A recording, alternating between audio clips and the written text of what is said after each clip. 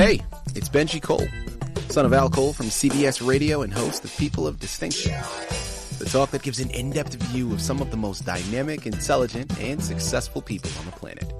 Run to our website, peopleofdistinction.org for more info, or you can always email me directly at benji@alcoleenterprises.com. And on the line with us today, we have Arthur A. Edwards. We're going to be discussing his amazing book, The War We Almost Lost: How We Came Close to Losing World War II. Available for purchase through Amazon as well as barnesandnoble.com. And people, listen, Art was brought to our network, People of Distinction, by some of the best publishers in the business, Author Reputation Press. So if you or anybody you know have a book that they'd like moved, give yourself the best gift you could possibly give and contact ARP to move it for you. You can find out more information on them and their wonderful team at authorreputationpress.com. Sit back, strap in, and have your notebooks ready, because the education we're about to receive is second to none, and I promise you by the time we're completed here today, you're going to run on over to his Amazon and Barnes & Noble page and purchase your copy. So without further ado, let's jump right in. Art, first and foremost, welcome to People of Distinction, and thank you very much for being a guest. How are you doing today, man? Well, thank you very much for having me. Absolutely. Absolutely. Listen, the pleasure is all ours. We're truly looking forward to this, myself as well as I know my listening audience is. And Art, this is always a pleasure, right? Because we know that it's something about true stories that just carries more weight, right? When we know these things actually happened, it's something that really, at least for me, kind of sets it apart from others. And this is something that I think is right up that alley, because this is something I don't think a lot of people know. So I'm really looking forward to this and looking forward to the words of wisdom you're going to be able to relay to us. Now, before we go into the book, let's hold off slightly. Art, start by telling our listening audience a little bit more about yourself and your background, please. Okay, yeah, I was a teenager during World War II. My dad was in the Navy, and when I went to college, I went to Berkeley. I majored in mechanical engineering and also naval science. When I graduated, I got an officer's commission in the Navy. And all of that just made me extremely interested in what really happened in World War II. And I've been reading books ever since and about it, different ones that had different viewpoints on, the various controversial parts of the war. And I have, made my own decision based upon the reading. And when I was in naval ROTC, the professors we had all been in the World War II. That is, the Navy professors, I'm trying to say, had all been in World War II and had personal experiences with the battles that I discuss here in the book. And it got me extremely interested in what really happened during the war. And that's the basis for just the beginning of my book. There you have it. What a way to begin. All right, without further ado, man, The War We Almost Lost: How We Came Close to Losing World War II. Tell us a little bit more about your narrative. I was taken back by a number of things that I learned in studying about it. The first thing that the cover of my book is how millions of American citizens were against war of any kind, and many of those millions were actually for us joining on Hitler's side of the war, on the Axis side, and fighting against England. I couldn't believe that. But wow. My book covers those groups of people, why they thought that and what they thought leading up to the war. And then, of course, the preparation for the war, that we were not really very well prepared for it, how that happened, and how, our president had responsibilities for that, but he also had done a much better job in preparing than we give him a lot of credit for. And then, of course, it goes into the attack on Pearl Harbor, which I consider to be a terrible mistake by Japan. Their famous Admiral Yamamoto was absolutely right when he commented about it, that they had awakened a sleeping giant. You've all heard that comment before.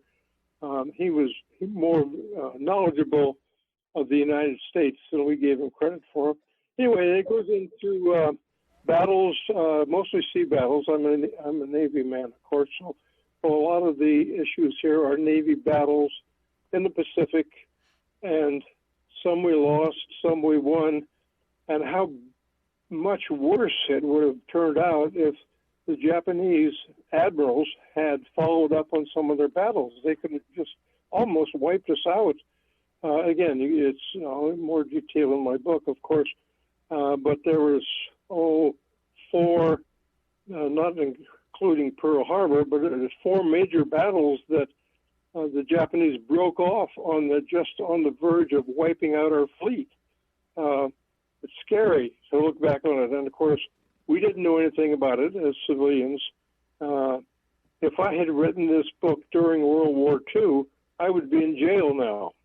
I would be talking to you from my jail cell because the government did not want this kind of information out to the folks on the street, civilians. Mm-hmm. And so I've covered some things like that are not general knowledge, and that's the point of my book, is that there are things that happen that we need to know that we were not told at the time, and I cover them in pretty much detail. Fascinating. Our next question that I want to go up to, and listen, a fantastic segue that you've established, because I want to go a little bit more in depth with the inspiration. Now, listen, I think it's safe to assume the answer to this next question, but you know what happens when you assume, Art, so I'm not going to do that to you. I'll go right to the source. Why did you feel compelled to put this book out? I mean, this very easily could have been information that you comprised yourself, but stayed in your mind or stayed on your personal shelf. But you put it out for the public. Why was it important for you to do so? My wife Shirley is a retired school teacher, and I kept telling her these stories as I brought them out. She said to me, "Why don't you make a book out of this?" And it hadn't occurred to me, but all of a sudden, yes, of course, I should make a book out of it. And then my daughter, Diana Marie, who died 10 years ago, unfortunately, said I was a good author and I should be putting these things in book form. And so it just happened. I started pecking away at the computer one day, and this is what resulted. I love that. Art, first and foremost, my sincerest condolences and apologies in the passing of your child. Listen, I think it should. I should have probably started there. That this was something that was spurred on by your wife. I mean, what's the old adage? Behind every strong man is an even stronger woman, or something along those lines. People, I'm telling you, and my significant other is going to love it when she hears this. All good things always start from women. Wife who knows England. I swear, every good thing that I have that has come to me in my life has some way, shape, or form or another come from a woman's influence. Whether it was my mother, family members, my significant, it's just women are amazing, and they never get the amount of credit that they deserve. That's a beautiful thing, Art. Thank you very much for sharing. Next question here. What would you say was a highlight for you in writing the book? Or if not a highlight, something that surprised you, Art, that you weren't anticipating before you began on the journey? Oh, well, that's easy. The first thing, if I've already mentioned, was the enormous number of American people before the war who wanted to join on Hitler's side and be a part of the Axis. I was just, I couldn't believe that as I read about that and talked to people about that. And, of course, the other thing that was I found out as I was writing the book was about the terrible situation, design, and operation of our torpedoes during the war. The Mark 14 submarine torpedo was absolutely useless, and we never knew that, and nobody would admit it. And what was the worst part about it, the U.S. Navy, my old Navy, refused to accept the fact that it was not working. And it was like 2 years into the war before the Navy finally decided to fix their torpedoes. And that cost us hundreds of sailors' lives, I'm sure, and then a number of submarines sunk. But those were two things that were brand new to me that I learned when I was writing the book. People, again, we're here on the line with Arthur A. Edwards. We're discussing his amazing book, The War We Almost Lost, available for purchase through Amazon as well as barnesandnoble.com. Our next question that I'd love to go into, and, again, another one of those that you probably, I think, started to go into, but I think it's really important and definitely worth repeating and doubling down on if we've already approached it. Who would you say is your intended audience, Art, and what is the main message that you're really hoping that they take from this book? Well, I haven't given too much thought to that, but it's obvious as I think about it, it would be a perfect textbook for the freshmen at the Naval Academy and at the Air Force Academy and at the Army Academy to that are training, guys and gals to be officers. They need to know mistakes and things that were done in previous wars, I think, in greater detail than they have had.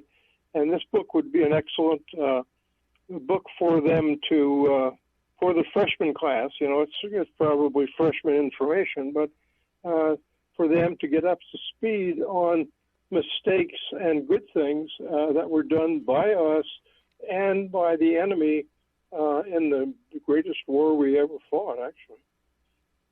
Absolutely. Listen, that's a great point, Art. I think there's so much benefit in really knowing the truth and analyzing that. Yes. Listen, those who fail to learn from the past are doomed to repeat it, right? That's another adage, another cliche that's been thrown out there. Makes so much sense. Oh, yeah. I love what you're talking about there. Art, we know about this book. We know about what happened in the past.